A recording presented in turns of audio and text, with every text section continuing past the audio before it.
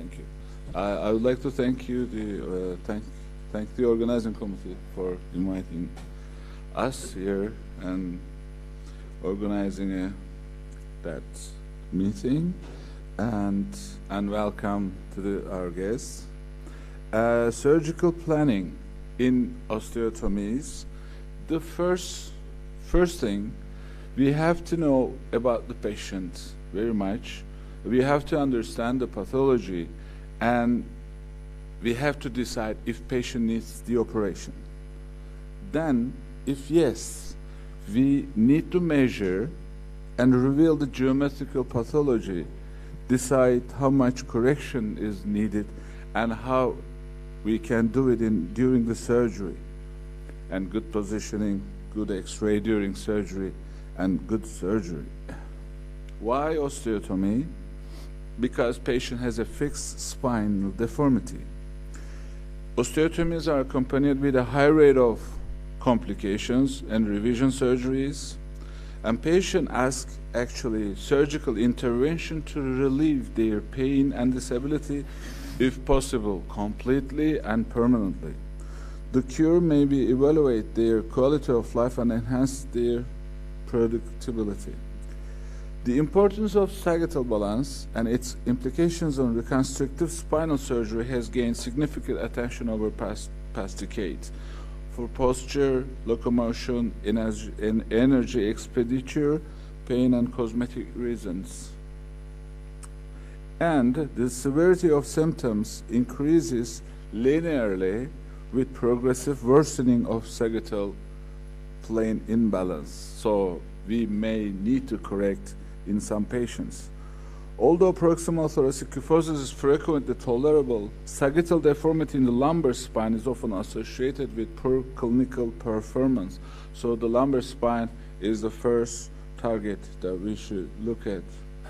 And for sagittal imbalance, we should care about the cervical, thoracic, and lumbar vertebra, sacrum, pelvis, and lower limbs. So, for surgical planning, we should do clinical evaluation very carefully for history and examination. Then we should do radiological evaluations, X-ray, MRI, and CT. And we have to consider patient's needs and general health. For the history, we should know overall natural course of the disease, patient complaints, patient's needs. And we should decide the etiology. Etiology is very important. If the patient is degenerative, iatrogenic, if patient has a progressive idiopathic neuromuscular conditions, both the patient and physician at the end can jointly establish reasonable expectations for successful outcomes. Surgeon must understand patient, patient must understand the surgeon. And physical exam is very important. A global assessment of patient deformity in a standing, sitting, and spin position, posture. Neurological examination, very important. Gait, hip problems, and compensatory role of lower extremities is important notice. Radiological examination, we need X-rays, anterior, posterior, and full-length images that include the cervical spine, thoracic spine, lumbar spine, pelvis, and femoral heads. The AOS machine is quite a new technique, new technology, biplanar, orthogonal, full-body, low-dose X-ray, a head-to-toe evaluation, and shows all compensatory mechanisms that may be used. So, with the radiological evaluation, we need to describe deformity in coronal plane, sagittal plane analysis, with including pelvic parameters, global parameters, and local parameters, and lower lip assessments, and then alignment objectives, what we should do for the future. Coronal plane analysis is important. Even patient has a kyphosis or sagittal balance problem. We should use C7 plumb line and compare with central sacral vertical line. If there is a difference, if these are not on one the other, like poor coronal alignment, especially over 4 centimeter, has been correlated with poor function and increased disability. So it is important. And measurement of global sagittal alignment, it is important if patient has a positive, neutral, or negative sagittal balance, where patient goes. And regional and local sagittal balance is also very important. Regional and local alignment is important for normal pain-free activity, because a normal SVA is not always consistent with acceptable sagittal balance. This is a patient, a sample. Patient with kyphosis comes to us with this, but the SVA is normal, quite normal. It's here, but the patient has a coronal plane deformity. Global balance is okay, but local sagittal balance problem. Patient has a lumbar kyphosis. So we have to deal with all the parameters. For instance, a patient with, this is another sample, normal global sagittal balance, but focal thoracic kyphosis, lumbar hypolordosis, and retroversion of pelvis. This is a normal drawings, and this is isthmic spondylolisthesis cases. There is a problem, but hyperlordotic lumbar vertebra cause the problem. So we need to know about the degrees, normative values of each region. And radiographic spinopelvic measurements also absolute necessity to develop a solid understanding of pathological progress. This is the case. 66 years old female admitted to our hospital with serious low back pain. Walking distance is very short, and she had bilateral L5 dermatomal pain. So and there is no neurological deficit.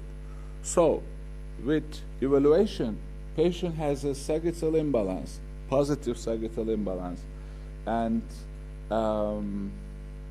thoracic hypokyphosis, and SVA is almost 10 centimeter here, and lumbar spinopelvic harmony is very bad.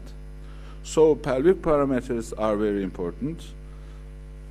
These are sacral slope here, pelvic tilt here, and the pelvic incidence. So what happens in that case? In this patient, pelvis tilt goes back because the sacrum goes more vertically. So pelvis goes back, and then femoral head goes anteriorly. So pelvic tilt gets bigger. So lumbar lordosis decreases, thoracic kyphosis decreases. So we get a very straight vertebra. Pelvic tilt increased and sacral slope decreases, means we have a very vertical sacrum, like in this case in hypolordotic spine. So MRI is important, very important, because we know we have a clue that patient has L5 root lesions bilaterally. So this is the MRI of the patient. The roots are here, quite free, but in L5, S1 foramens, like here and here, and these although these are normal, but L5 S1 foramen very problematic, and then we have to open it. So this is after the operation. We couldn't use the S1 one side. We put a S1 one side. We had an extra iliac screws, and then we gave a lordotic. We put a lordotic root.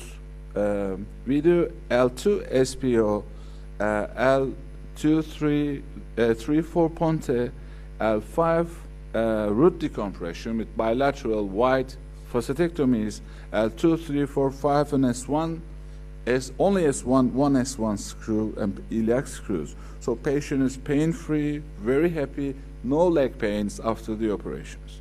So we have to be very careful about the neurological deficits and etc. Sagittal alignment in surgery, preserving the sagittal alignment during surgery, proper patient position, as well as sound surgical technique. So we have to be very careful about the positioning of the patient. Knee chest position is not recommended very much, but this in this position we can get lordosis, and during the operation we have to bend the hyperextend the patient. We need to before the closure when we put the rods. So how do we restore sagittal alignment? Simit Pearson, pedicle subtraction, and vertebral column resections. The choice of osteotomy, which one? How do we plan?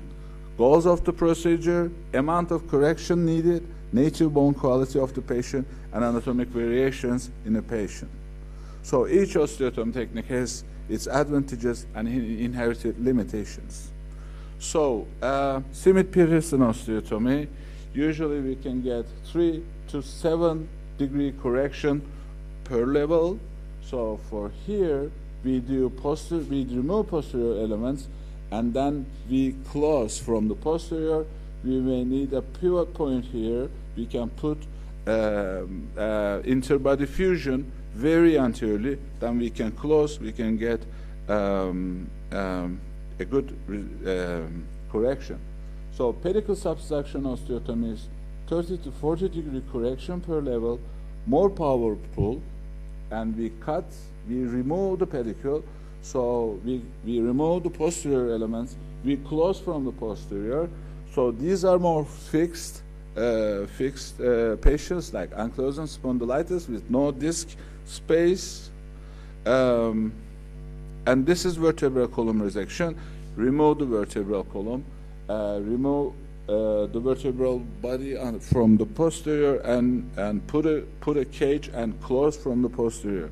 So calculation of degrees of correction. How do we calculate? How much should we do? For ideal postoperative outcomes, anticipate how the osteotomy may affect the overall post-op global alignment technique. There are some techniques. The use of trigonometric formulas, radiographic cutouts, and some softwares. So there are still many methods of planning with no clear evidence to support superiority to one strategy over another. So these strategies gives us very important clues, but these are not exact strategies, and we cannot estimate beforehand, before the operation, what these are valuable to study study patient before the operation. Surgical planning software, first we do radiological description of the deformity, and then we can do osteotomy simulations. This can incorporate evidence-based formulas so that the planning is not only visual, understandable, but also scientifically sound. We use this in some cases, the SurgiMap, then you upload your data, and then you can study on it. Radiographs are for 3D assessments. We do these studies on radiographs, but three-dimensional nature of deformity needs actually three-dimensional evaluation. Three-dimensional reconstructive capability of EOS systems are on the study. So surgical planning, once the degrees of angle needed for correction are known, the surgeon can make the decision as to what single osteotomy or combination osteotomies or what osteotomy is needed to accomplish it. For instance, if 45 degree of correction is needed, 3 or 4 SPOs, or a single PSO, with 1 or 2 SPOs, additional adjacent level can be done. So we can do from in situ fusion to vertebral resection, complete correction, depends on expectations, general health of the patient, and judgment and experience of the surgeon. So instrumentation is important. We should go rostrally and caudally as far as we need. Surgery to avoid destabilize the segment rostral to fusion in any manner, that is important to prevent proximal junctional kyphosis. So preserve segmental lordosis in lumbar region is very important. So the true results of osteotomies are difficult to predict. Detailed planning, accurate simulation, and superior intraoperative practice are the key factors to improve outcomes. First, if the patient needs an operation, do below. Understand the etiology, understand the imbalanced spine, measure and decide the geometrical pathology, consider neurological exam and complaints, compare it with normal, consider patient's needs, neurological decompression, and amount of corrections. Thank you very much.